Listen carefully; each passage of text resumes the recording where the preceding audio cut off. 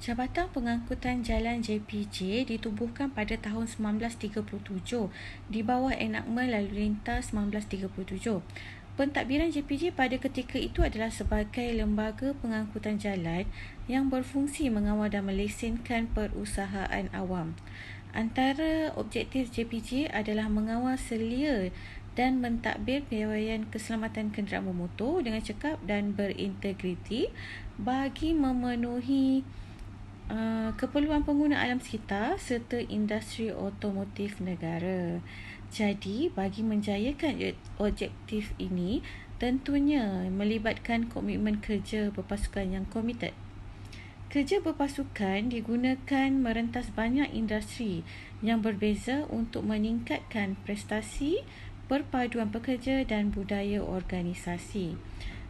Ahli pasukan menggunakan kerja berpasukan untuk melantun idea antara satu sama lain sebelum membuat keputusan mengenai laluan pembangunan untuk projek.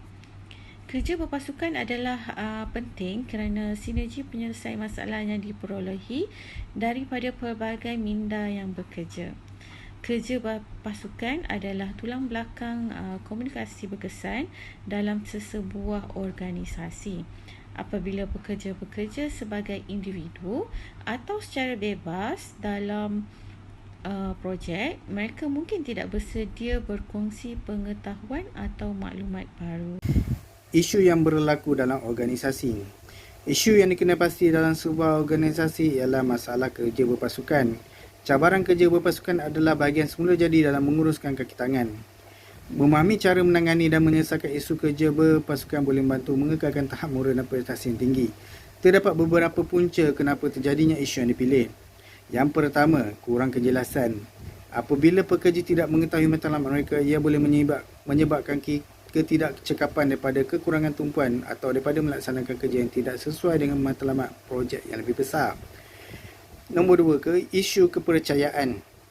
Mewujudkan kepercayaan antara rakan sekerja adalah penting untuk produktiviti pasukan. Apabila pasukan kurang kepercayaan, aktiviti pembinaan pasukan boleh membantu anda. Nombor tiga, menahan maklumat. Berkongsi maklumat berkaitan projek membantu pasukan berjaya adalah berfaedah untuk menekankan kepentingan berkongsi maklumat berharga di seluruh kaki tangan. Nombor empat, konflik personaliti. Setiap individu mempunyai pilihan dan personaliti mereka sendiri dan kadang-kadang ia boleh membawa kepada situasi di mana dua pekerja mempunyai kecenderungan untuk tidak bersetuju.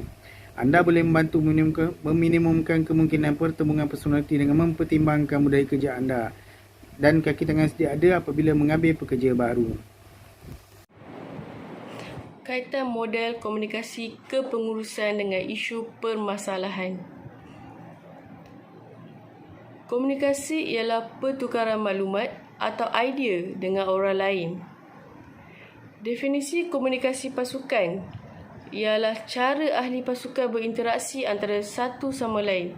Di samping, dapat menguasai kemahiran komunikasi kumpulan dalam semua aspek adalah penting kerana untuk mengelakkan konflik, ketegangan dan salah faham. Komunikasi kumpulan yang cemerlang dapat membawa hubungan kerja yang lebih baik, meningkatkan kepuasan dalam penglibatan kerja dan semua aspek perniagaan boleh berkembang.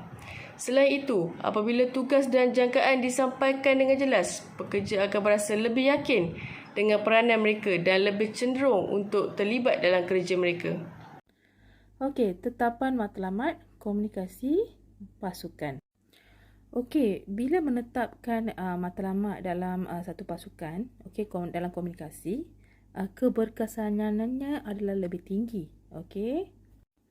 Mentakrifkan cabaran kepada komunikasi pasukan, anda actually boleh membantu melihat dengan jelas di mana perlu ada penambahbaikan.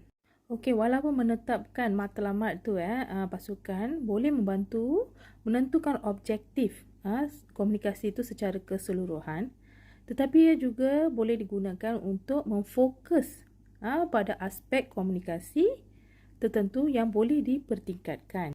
Okey, yang tadi nombor satu. Nombor dua pula, pastikan perkara jelas. Jika kita ada pengalaman komunikasi yang rumit dan mengelirukan, kita perlu faham kenapa komunikasi berpasukan mudah difahami dan sangat penting.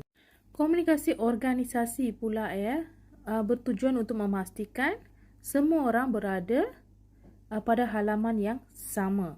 Okey, tetapi ia perlu sangat jelas dan mesejnya sampai. Dan kita kena pastikan komunikasi itu tepat dan sampai. Adakah dalam bentuk digital ataupun komunikasi itu adalah secara peribadi.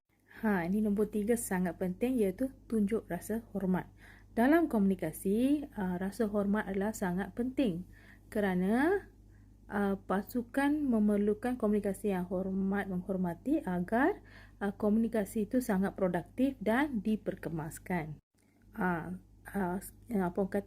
Ciri ni sangat penting, iaitu kritikan yang membina perlu diberikan dan diterima dengan penuh hormat. Ada kalanya mungkin ada kesilapan atau salah faham dalam komunikasi, tetapi jika perbezaan dan pembetulan dibuat dengan cepat, mungkin perubahan tu akan berlaku dengan secepat mungkin, sepenuhnya. Cadangan proses dan strategi komunikasi pengurusan. Yang pertama ialah mesyuarat yang produktif. Kita perlu memastikan mesyuarat dijalankan dalam jangka masa yang pendek, dalam lebih kurang 50 minit. Seterusnya, kita hanya perlu menjemput ahli pasukan yang perlu berada dalam mesyuarat tersebut. Yang ketiga ialah kita perlu membuat agenda yang terperinci dan hantarkannya kepada semua peserta sebelum mesyuarat bermula. Yang terakhir ialah kita perlu berkomunikasi dengan jelas, seperti cara untuk hadir mesyuarat sama ada di aplikasi tertentu ataupun di bilik tertentu. Yang seterusnya ialah interaksi satu dengan satu. Yang pertama ialah ada kalanya isu sensitif timbul dan kita perlu menangani dengan teliti. Yang seterusnya ialah menjadualkan interaksi satu dengan satu, iaitu sama ada secara peribadi, melalui telefon ataupun melalui video sembang. Dan yang terakhir ialah kita perlu menunjukkan bahawa kalian anda bahawa menghargai masa mereka.